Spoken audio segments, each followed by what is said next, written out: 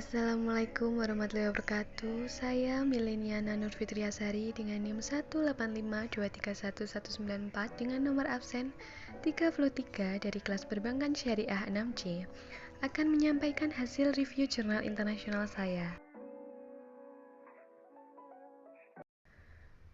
Judul jurnal The Impact of Syariah and Corporate Governance Islamic Bank Performance Evidence from Asia, dikarang oleh Imran Khan dan Syeda Taza Zahid. Nama jurnalnya ialah International Journal of Islamic and Middle Eastern Finance and Management, volume 13, nomor 3, tahun 2020. Tujuan penelitian ini adalah untuk mengetahui dampak syariah dan tata kelola perusahaan pada kinerja bank syariah di Asia. Metode penelitiannya menggunakan sekumpulan data yang diperoleh secara manual dari variabel tata kelola sebanyak 79 bank syariah dari 19 negara di Asia pada periode 2011 sampai dengan 2016. Menurut Mullah dan kawan-kawan, indeks komposit tata kelola perusahaan menjadi indeks tata kelola perusahaan syariah dengan menggabungkan atribut Dewan Syariah. Penelitian ini menggunakan dua jenis analisis statistik, yaitu statistik deskriptif, uji T-sampel, dan regresi. Abstrak dari penelitian ini adalah tata kelola bank syariah semakin menarik minat perhatian masyarakat dalam beberapa tahun terakhir. Hal ini dibuktikan dengan kejadian krisis keuangan yang menimbulkan beberapa pertanyaan terkait dengan tata kelola bank konvensional, yaitu mengenai keadilan perusahaan, transparansi atau keterbukaan, dan akuntabilitas. Selain itu, peningkatan juga dilatar belakangi oleh agama, sehingga masyarakat lebih memilih bank syariah. Bank syariah dalam menjalankan operasionalnya harus menganut prinsip kepatuhan. Maka dari itu, dibuatkanlah sebuah badan yang dinamakan dengan Dewan Syariah yang bertujuan untuk memastikan bahwa lembaga keuangan syariah telah sesuai dengan prinsip syariah dan melestarikan kredibilitas industri keuangan syariah serta meningkatkan kepercayaan pemangku kepentingan terhadap produk dan aktivitas yang ditawarkan oleh bank syariah.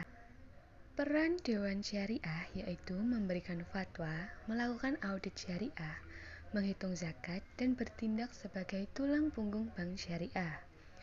Dewan Syariah dianggap sebagai badan terpenting dalam perbankan syariah. Tata kelola perusahaan syariah pada dasarnya sama dengan tata kelola perusahaan konvensional. Yang membedakan adalah pada struktur tata kelola perbankan syariah yang dipandu oleh Dewan Syariah. Struktur, kualitas, dan aspek strategis merupakan cara untuk menentukan keberhasilan operasi perusahaan dan kinerja bank. Maka dari itu, tugas direksi dikatakan lebih rumit karena perbankan syariah memiliki tantangan yang berbeda jika dibandingkan dengan bank konvensional. Hasil dan pembahasan. Dari hasil uji analisis statistik deskriptif menunjukkan bahwa negara-negara yang non-GCC memiliki tata kelola yang lebih baik jika dibandingkan dengan negara-negara GCC. Dalam statistik variabel struktur Dewan Syariah menunjukkan bahwa di negara-negara Asia Selatan memiliki keanggotaan Dewan Syariah yang lebih besar. Negara Bangladesh merupakan salah satu negara di mana beberapa bank di Bangladesh memiliki anggota dewan yang banyak, sehingga negara-negara di Asia Selatan yang memiliki anggota dewan terbesar. Negara-negara non-GCC lebih banyak memiliki anggota dan pengetahuan jika dibandingkan dengan negara-negara GCC. Mayoritas kepemilikan bank syariah di Asia adalah kepemilikan institusi. Negara-negara non-GCC memiliki lebih banyak institusi jika dibandingkan dengan negara-negara GCC.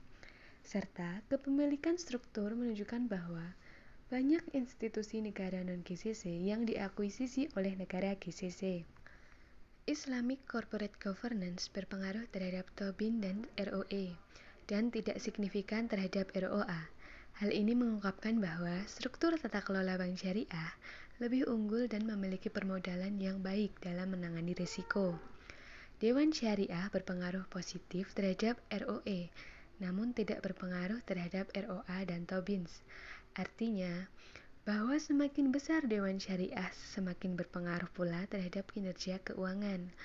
Karena Dewan Syariah tidak hanya melakukan kepatuhan terhadap produk dan layanan syariah yang baru dikembangkan, namun Dewan Syariah juga terlibat dalam audit syariah.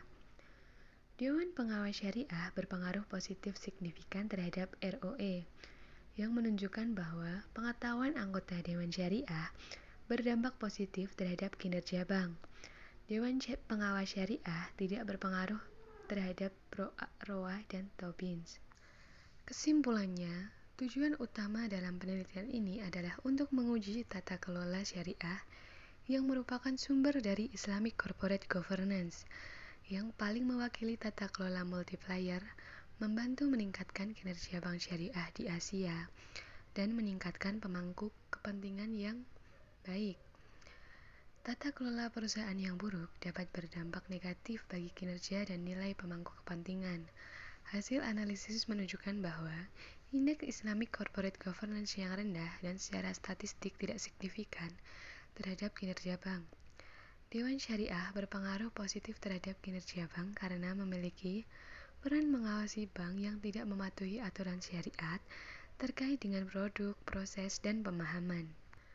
Dalam hasil regresi, Dewan Pengawas Syariah dan Dewan Penasihat menunjukkan bahwa kedua variabel tersebut berpengaruh signifikan terhadap Islamic Corporate Governance, serta hasil dari negara-negara GCC maupun negara non-GCC terhadap Islamic Corporate Governance mengungkapkan bahwa lebih signifikan tata kelola negara-negara non-GCC jika dibandingkan dengan negara GCC. Tata kelola syariah adalah prasyarat untuk kesehatan dan perlindungan Islam yang baik untuk perbankan. Dewan Syariah yang mandiri, besar, dan rajin dapat meningkatkan peran dalam menghilangkan semua kendala yang dihadapi oleh industri perbankan syariah, khususnya dalam dual banking system, dan dapat meningkatkan nilai pemangku kepentingan. Selanjutnya, kelebihan dan kekurangan jurnal penelitian ini. Yang pertama, kelebihan. Penyusunan jurnal dalam penelitian ini sudah sistematis, serta menjelaskan secara rinci terkait dengan tata kelola perusahaan dilihat dari Dewan Syariah, Dewan Pengawas, dan negara-negara GCC maupun negara-negara non-GCC dalam mempengaruhi kinerja bank syariah di Asia. Sedangkan kekurangannya, dalam penelitian ini tidak terdapat wawancara dengan para ahli sesuai dengan judul penelitian, tidak dicantumkan peraturan bank sentral dan lembaga demografis untuk mengukur measure independensi dan efektivitas mekanisme tata kelola.